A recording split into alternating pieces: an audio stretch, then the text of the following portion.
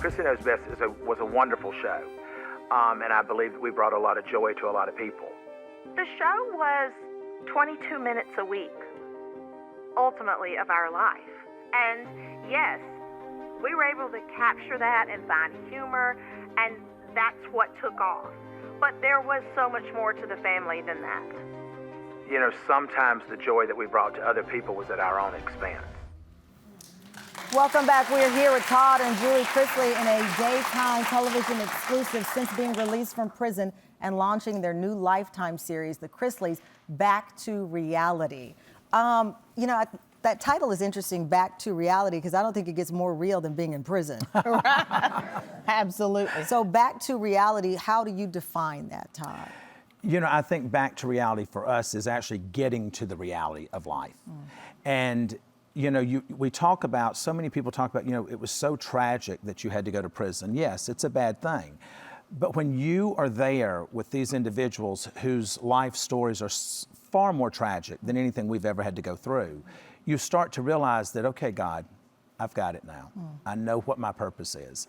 So you feel you learned your purpose by going into prison? I know I did. What is that purpose now? My purpose is to be a voice for those that have no voice.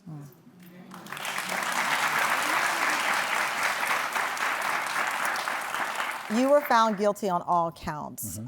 Prosecutors say the evidence that they had documents proving that you submitted false bank statements and audit reports to obtain a loan, and they said you failed to file taxes for 4 years. I know you've said that this was selective prosecution, that you were targeted for your beliefs, but at the end of the day, the prosecution brought this case to a jury, and the jury found you guilty on all counts.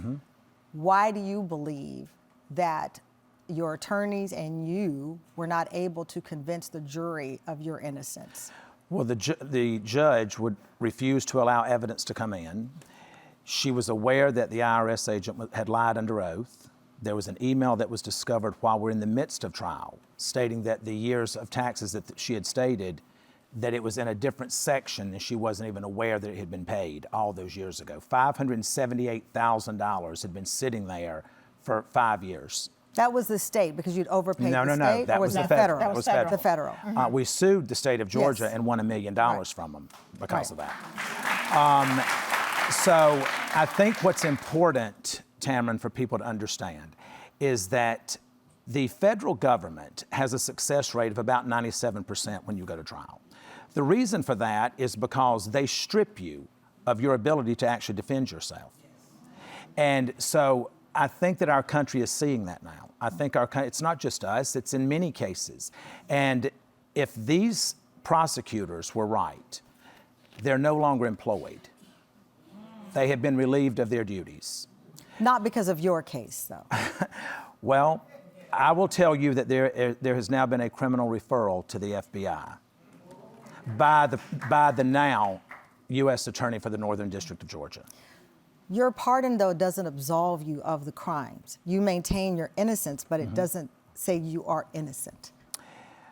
You know, it's enough for us. It satisfies us. You said that it's your life's work to help others. You've, at least what I'm gleaning from our conversation, are financially solvent. You're doing great. We're fine. Are you creating funds? Are you doing something in the nonprofit space to perhaps pay legal fees for people who cannot? What we're doing is we're starting a foundation that for men and women that are incarcerated, they're allowed to spend $360 a month for their incidentals. About 80% of the people that are in prison do not have that $360 a month to spend. So our goal now is to fund that charity so that those individuals can tap into that, so that they're not singled out as being someone that cannot go to commissary. Julie, you've talked about your experience in prison being very different from Todd's, in that you feel a harder and more brutal set of circumstances. In what way? Just in our prison system as a whole, men are catered to more than women. What do you mean by that? Men don't snitch like women do. My prison was a satellite camp from a men's prison, and something as simple as the food. If there was an issue with food shortage, they always made sure that the men were eating. we got what was left over. If there was an issue with any kind of supplies, the men got it first, then the women. I find this intriguing because, before I was a talk show host, I'm still a journalist for 30 years, and I've done a number of interviews within the federal prison system. And one of the things that people don't often realize is that in many cases, women are in prison because of a man. And what I mean by that is you've helped someone, particularly in the 90s, early 2000s with drug offenses, they would take someone's mother to prison as a way to put the squeeze, for lack of a better description, on the person that they were looking for. And in some cases, women who had to defend themselves from violence against them at the hands of a man. So there's a list of things. So I find this interesting that you have zeroed in on your prison experience as a woman. Yes. Have you, like Todd, thought about how you can contribute to make, you're never going to even the score, but better the circumstances based on firsthand accounts? Absolutely. And Todd and I have had many conversations with the new director of the BOP, of the Bureau of Prisons, and I have voiced my opinion on things, and he's very receptive as to things that I see that are just disparaging when it comes to women and things that need to change. Right, because you do know, they do play our show in prisons. Yes. And there will be people that serve time with you, like Sharita, that you mentioned on the show, and they'll say, the Chrisleys got out, they talked all this talk, and they did nothing. They heard our plea. So, they're going to hold you accountable. Well, absolutely. Just so that you know, since we've been out, I've brought 38 men home. So. And I was unaware of that. Right, exactly.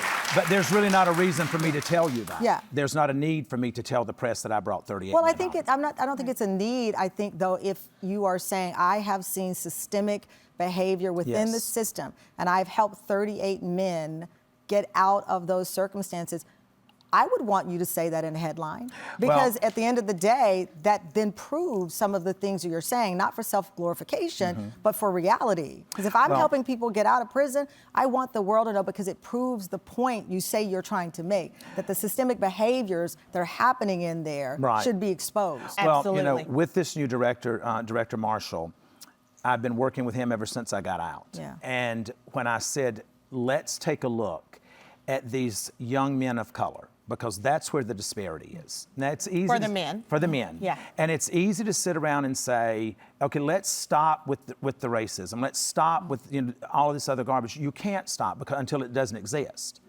And when you have these young men in there that are 21, 22 years old for a marijuana charge, but yet you're legalizing it throughout the country, why are these kids there? How are you saying that the federal prison system, which we in this country incarcerate more of our own citizens than anywhere else in the world, yet we have the highest recidivism rate? That should show you that what we have is not working. More with Todd and Julie Chrisley after the break.